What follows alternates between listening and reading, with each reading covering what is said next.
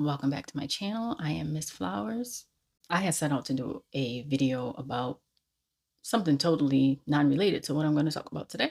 I had a few people reach out to me and ask me what I wanted to do as far as the death anniversary of my mom. I don't think there is anything to do when it comes to someone dying as far as an anniversary. My mother always said that she wanted people to celebrate her life.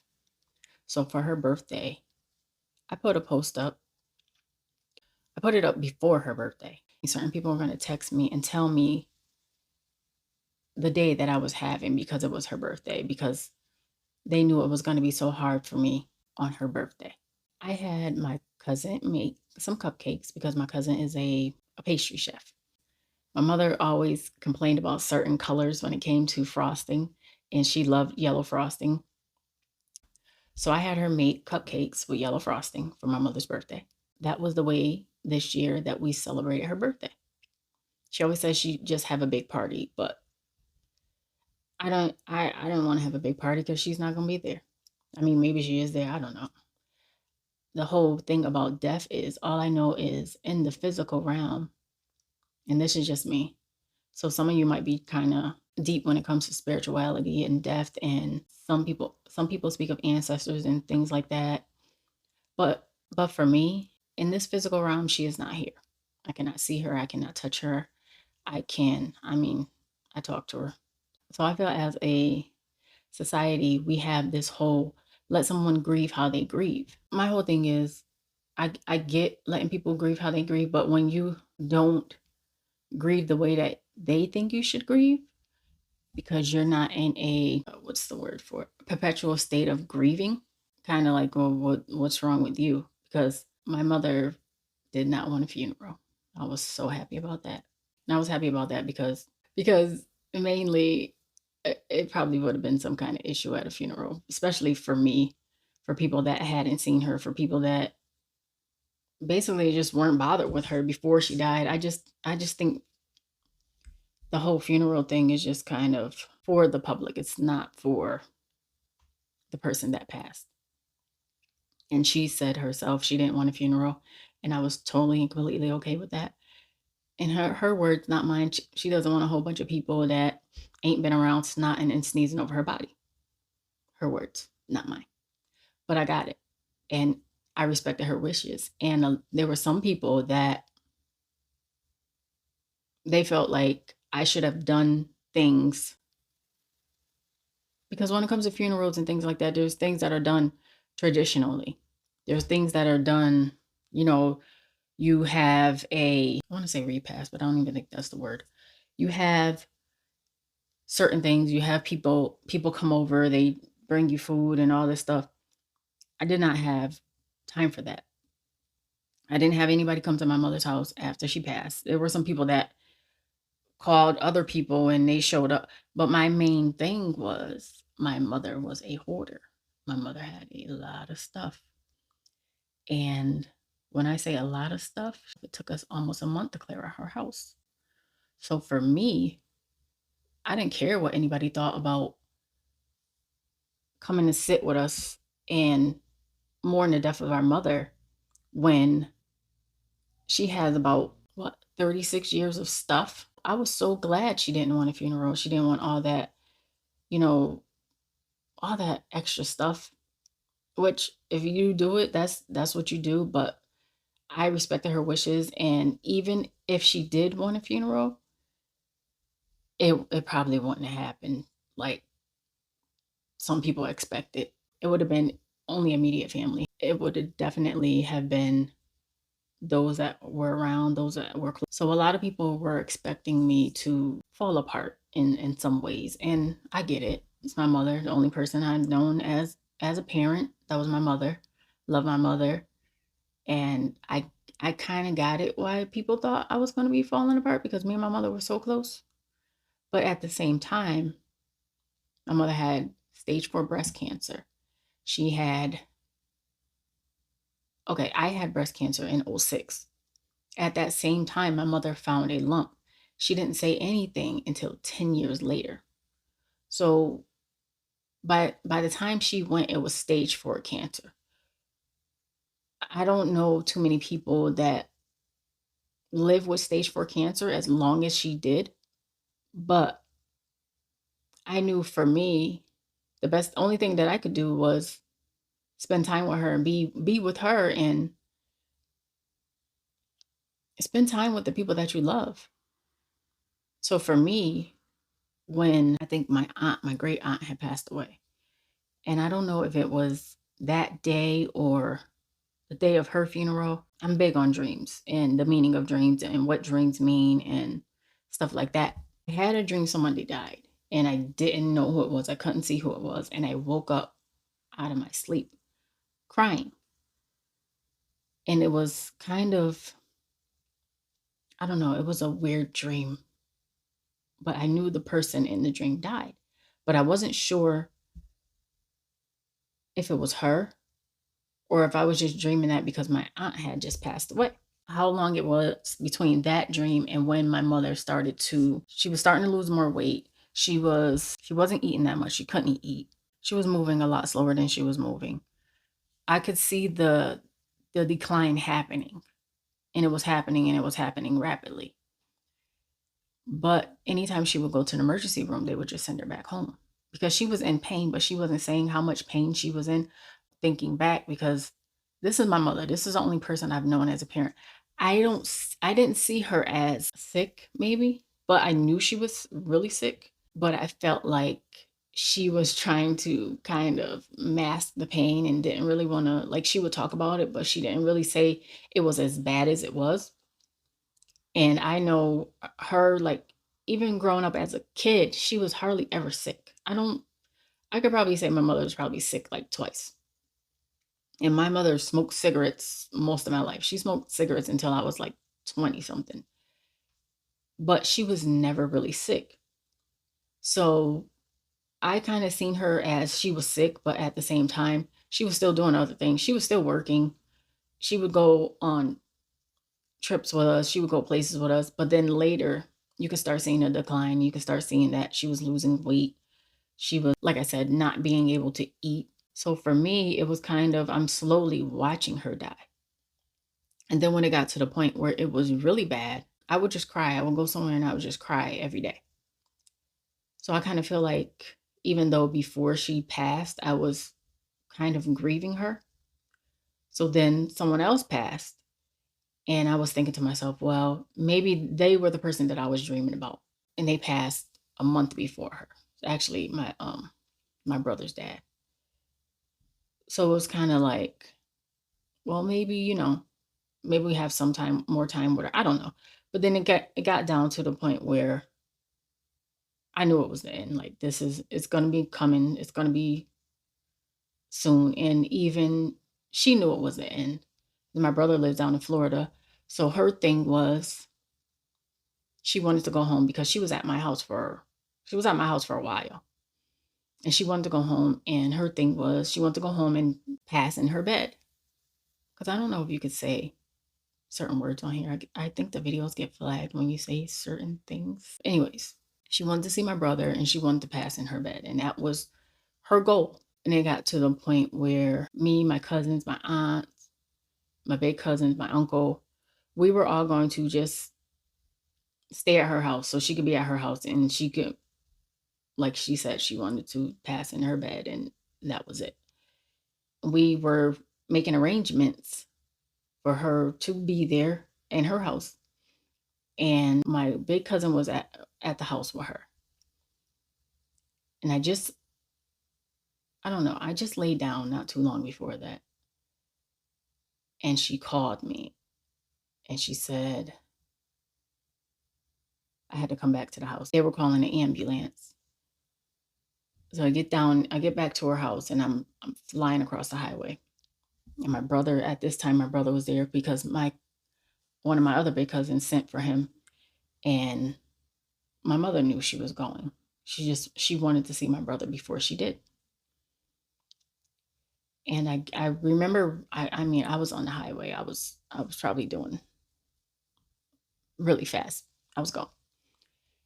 And we got to when we got to the hospital and it was like we were at the hospital for, I don't know, it seemed like it was a long time, but it wasn't that long. It seemed like it was a long time, but it wasn't that many days.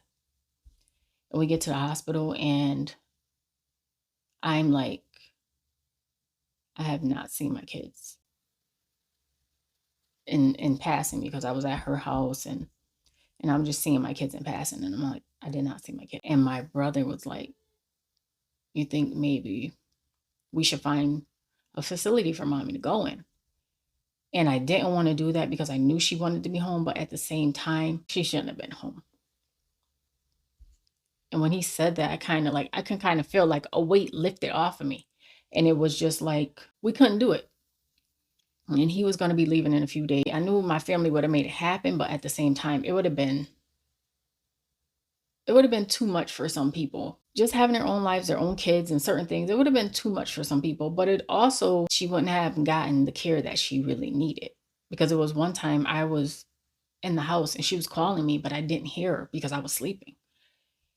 And I came upstairs and she was just not herself and not in the mental way, but looking at her and I was just like, I called my cousin and I was like, do you think I should probably put my mom in a facility? And she was like, no, we'll figure it out. And then as we were in the hospital and everything was going on in the hospital, we had to make the decision if we were going to, no, she made the decision actually. She didn't want to be resuscitated because the reason why she went to the hospital that night when my cousin was there, my brother was there, because she passed out in the bathroom. And my cousin kept calling her. And she said to my cousin, why'd you call me back? Why'd you just let me go? So I knew right then, like I already knew she wanted to go. So the decision to put her in the hospice was me and my brother's decision, even though that's not what she wanted. But at the same time, it was the best thing for her because they could monitor her pain. And there were times where she was up, she was talking, then there was times she was asleep. And the last day in the hospice, I said to her, I'll be back tomorrow. I'm going to bring your grandbabies. And she was like, mm-mm. And I was like, what you mean, mm-mm?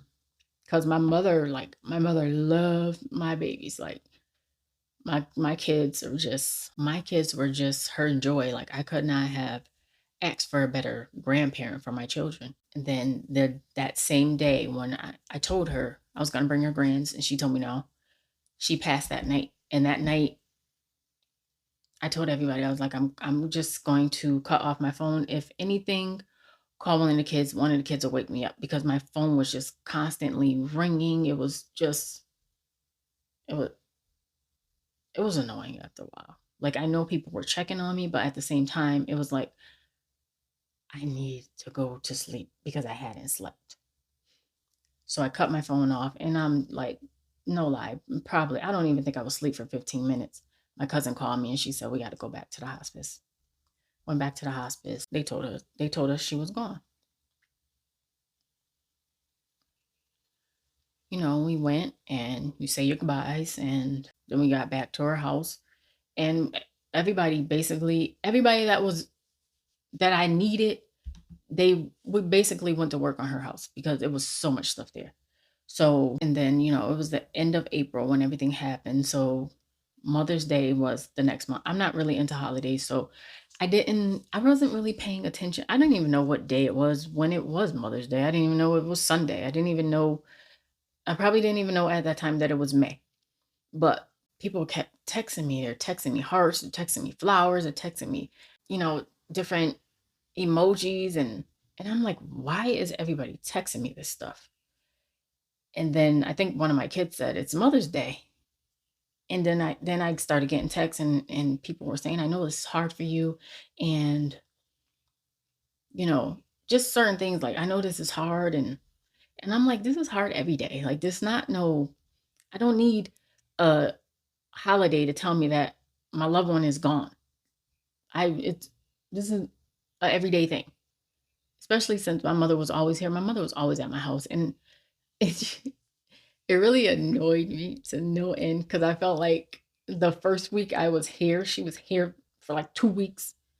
I mean, and I was just like, "Okay, ma'am, you gotta go home." Because she could not get over the fact that I had moved and I was old and it was time to go anyway. But then, when she's gone, I missed it. And she loved sleeping on my couch for whatever reason. She would sleep on my couch. And I'm like, Mom, you can go sleep on one of the girls' beds. And she would be like, "Nah, I'm not sleeping in bed." And she would sleep on my couch. She would just, she, she was like, "Your couch is comfortable for a couch. It's comfortable." And she would sleep on my couch. So I would come down every day and just it's kind of weird, but I would come down and make sure she was breathing when she was here, when she started getting worse. For a while, I would come downstairs and be like, "Where is she at?" And then have to come back and like, "Okay." But everyone's perception of me grieving and how grieving should be and what grieving should look like. So many people, they were like, "Oh, you're so strong. You're so strong. You're so strong." I'm definitely not like everyone else when it comes to certain things. And being in the wellness realm, I can see when someone's going to pass. I can see it in their face. I can see it in their eyes. And once I got to the point where I was just like, "You know what? This is what it's going to be.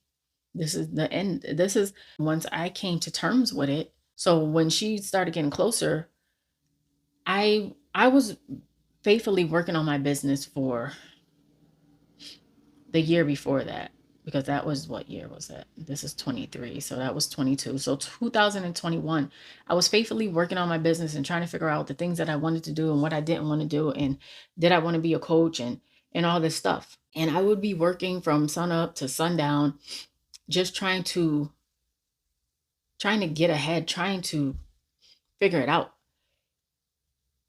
In 2021, I didn't go back to work. I stayed home because she was having doctor's appointments back to back. So it was just like, it's either going to be this job or my mom. So of course I picked my mom, because even though certain people were helping at the same time, everybody has a life of their own. She was my mother. I had to do what I had to do as far as my mother. I had a little bit of money put away. So I quit and I was working on my stuff.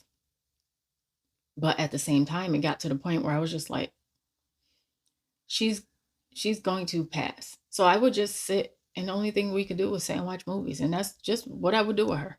The last thing we watched was that Anna Delvey movie. And she got a kick out of Anna and she thought it was funny. So I would just do weird things because I'm a clown. I'm a clown. There's no getting around it. I like to laugh. So I would just say things that Anna was saying in the show and she just thought it was hilarious. And as a kid, I would like mimic people, and she always thought it was funny when I mimic people. So that was like our last week of just watching that and the new Fresh Prince show. But other than that, I kind of got into that state of, I wasn't trying to be strong. I wasn't trying to be anything. I was just trying not to be. I can't even say that I was trying not to be in a perpetual state of grieving, but I was also not trying to, I don't know, I was also not trying to not act like I didn't know that it was coming, because I did. So people are kind of like, I don't know how you did it. I don't know how you do it, because I would still be falling apart, and I'm just like, my mother didn't want that. I know that for sure. And in reality, if you really think about it, their lives on this earth, if there's other whatever is out there and she's out there somewhere else, on this planet where I'm at right now, life is still going on. And there's nothing you can do to stop it. Life is still going to go on. So I felt that I wasn't going to, like I said, be in a perpetual state of grieving every single day. Do I have my moments? Heck yeah. I just paused this video at least 3 times because I was going to cry. But is it an everyday thing? Am I falling out? And that was another thing. She didn't want the funeral. And every time she said that, it reminds me of that movie with Jada Pinkett, and she's like, "Lord, take me now." Like, yeah, I don't I don't want to be in that. I don't want to be in that position where I'm grieving all day, and I'm triggered by everything. You know, like I I'm just going to say, let people grieve how they grieve. There's people that they've been married for years and their husband or their wife dies and they move on. And certain people they're moving on too quick. They're moving on too quick. Let them be. If they choose to move on, their husband or wife is gone. They're not cheating. Let them be. Let them move on. Let them go on with their life. Because I think that husband or wife, unless they're a really selfish person, I think they will want them to go on with their life. And I know for sure my mother wanted me to go on with my life. Like I said at the beginning of the video, I dream a lot. I dream a lot. But I believe dreams do show us things. They show us things about people. They show us things about ourselves in the future and in the present. And I keep dreaming about her driving. One dream she was driving a school bus. And I keep dreaming about her driving. My mother didn't drive.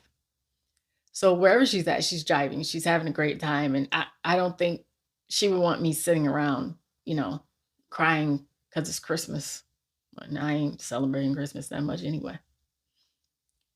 And my brother, he tells me, he's like, you're a realist. This is why you can, I don't want to say bounce back because there is no bounce back.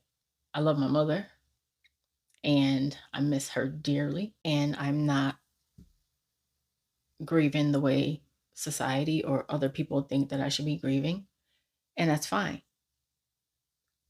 Even talking to my therapist, but just having a conversation with her about how I feel and what is going on. And even she said, you let people grieve how they grieve, but she said I'm doing good. And I know for sure my mother would want me to do good.